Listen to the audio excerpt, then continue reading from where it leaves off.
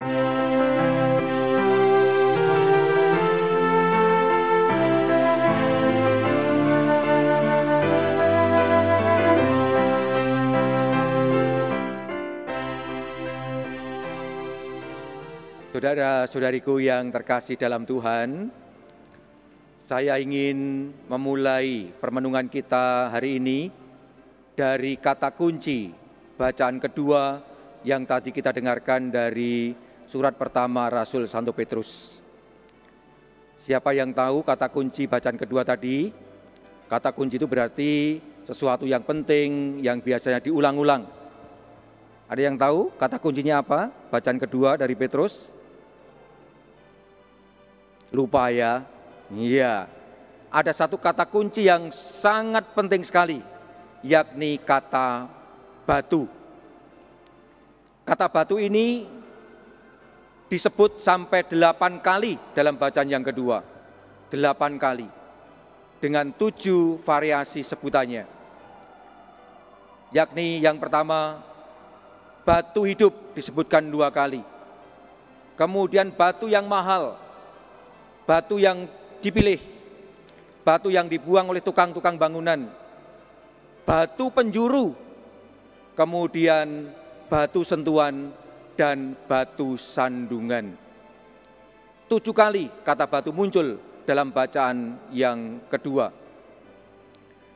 Dan Santo Petrus menggunakan ketujuhnya itu atau ke-8 sebutan ini semuanya untuk menggambarkan siapa Yesus Kristus. Nah, kali ini kita akan fokus pada 2 sebutan saja, yakni sebutan Yesus sebagai batu penjuru dan batu hidup. Untuk mengawali permenungan saya tanya, siapa di antara kita yang bekerja di bangunan? Saya. Roma Andre? Wow, dia bekerja di bangunan Allah, ya.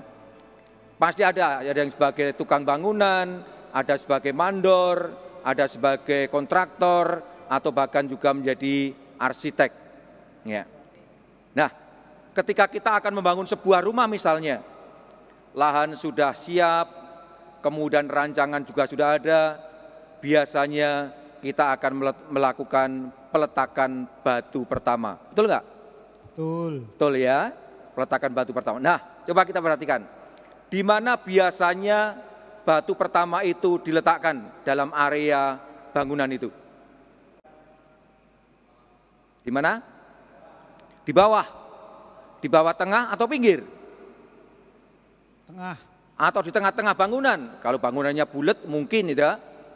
Nah, kalau saya memperhatikan biasanya diletakkan atau diambil tempat yang paling strategis.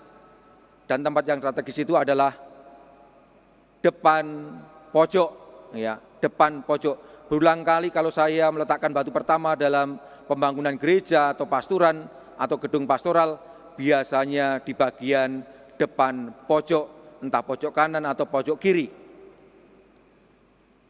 Maka inilah yang biasa disebut sebagai batu penjuru, batu sudut, batu penjuru.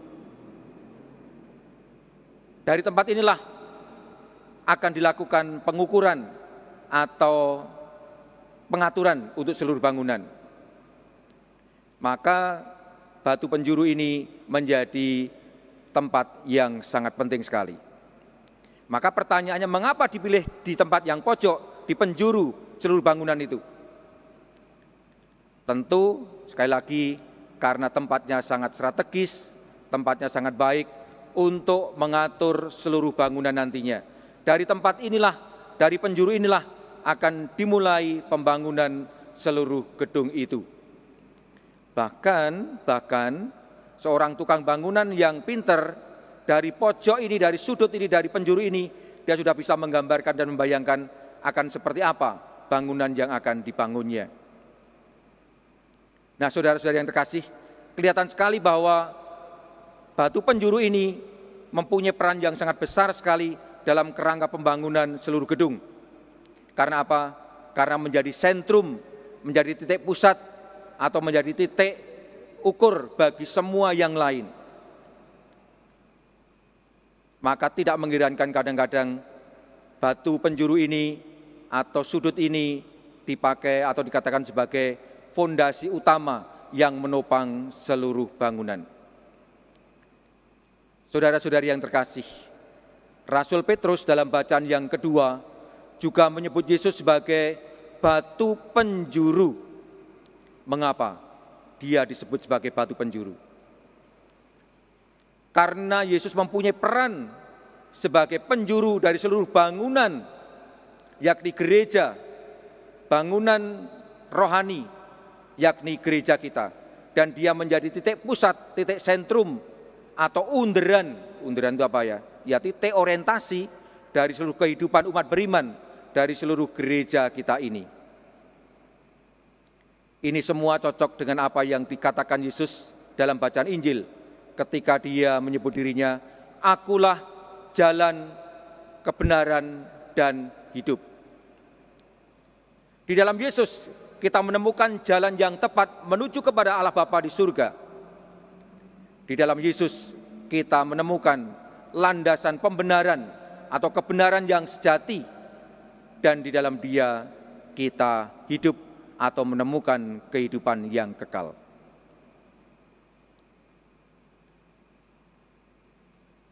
Hari-hari yang lalu kita sudah merenungkan bagaimana Yesus itu menjadi sumber kehidupan kita. Sengsara, wafat dan kebangkitannya menjadi sumber kehidupan kita umat manusia. Karena itulah Dia menjadi jalan, kebenaran, dan hidup. Dan karena itu pula Yesus tidak disebut hanya sebagai batu penjuru, namun juga batu yang hidup. Mengapa demikian? Karena Dia tidak hanya menjadi tujuan kehidupan kita manusia, namun sekaligus mampu menggerakkan, mengarahkan, dan menuntun setiap orang sampai kepadanya.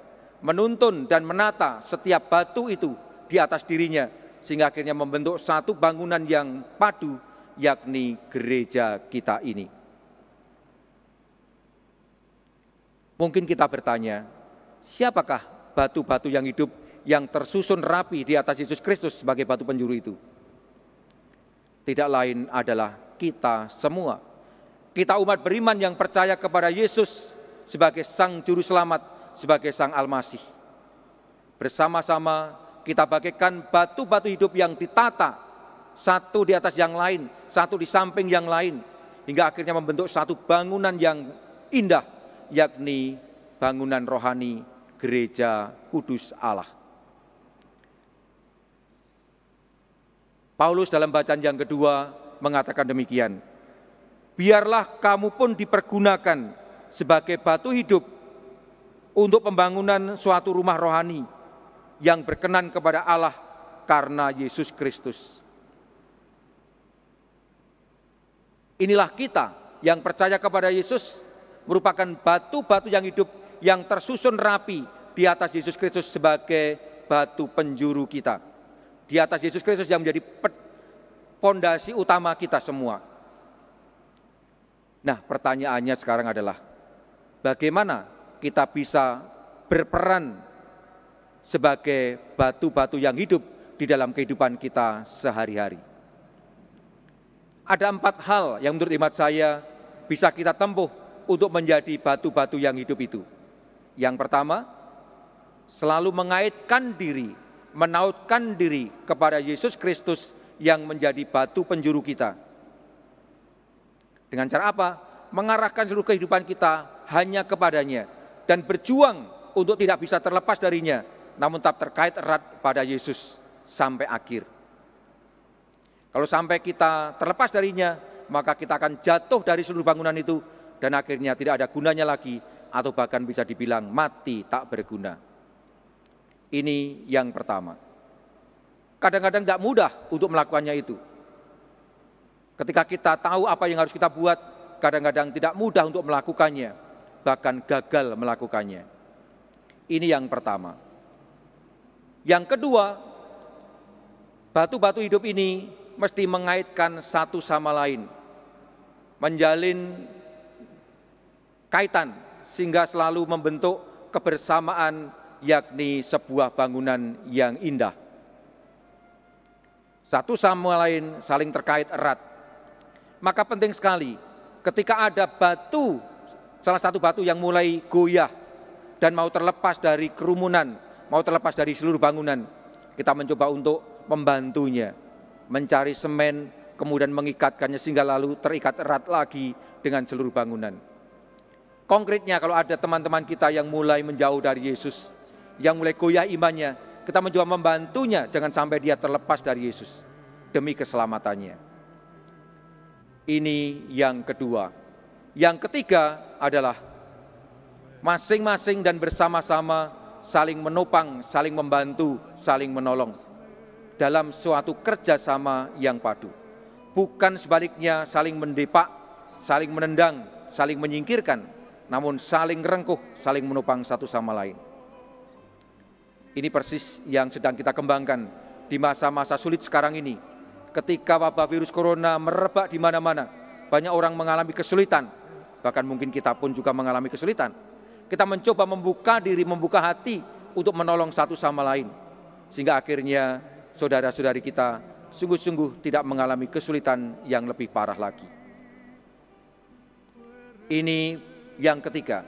Yang keempat adalah dengan melaksanakan tugas dan tanggung jawab kita masing-masing dengan sebaik mungkin, entah di dalam keluarga, di tengah masyarakat, maupun di dalam gereja kita.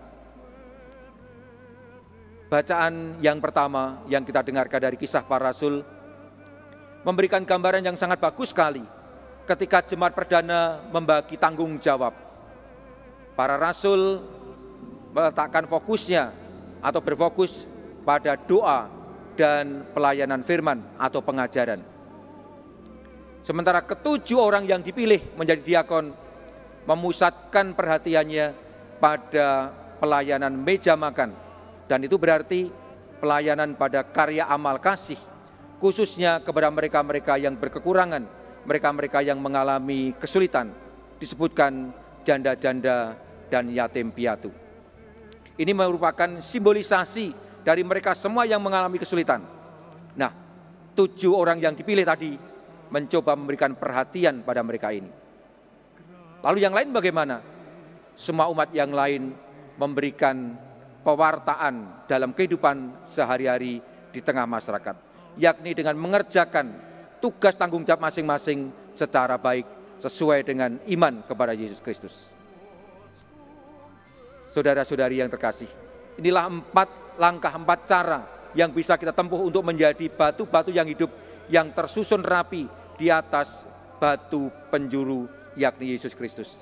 Dan bersama-sama kita membangun satu bangunan rohani, yakni gereja kita. Masing-masing dari kita mempunyai perannya sendiri-sendiri, dengan caranya masing-masing, dan semua mempunyai peran yang penting. Tidak ada yang bisa mengatakan, aku lebih penting karena aku anggota Dewan Paroki. Tidak bisa. Atau ada yang mengatakan, aku hanya awam biasa, umat biasa, enggak punya banyak peran, sehingga tidak penting dalam kehidupan bersama di gereja ini. Tidak bisa. Semua masing-masing mempunyai perannya sendiri. Maka bagaimana kita mencoba bekerja bersama membangun gereja yang satu dan sama ini, dengan selalu berorientasikan pada Yesus, Sang Batu Penjuru yang hidup bagi kita. Marilah kita mohon rahmat Tuhan agar kita semakin dimampukan untuk menghayati panggilan kita sebagai batu-batu yang hidup di atas Yesus Kristus, Sang Batu Penjuru kita.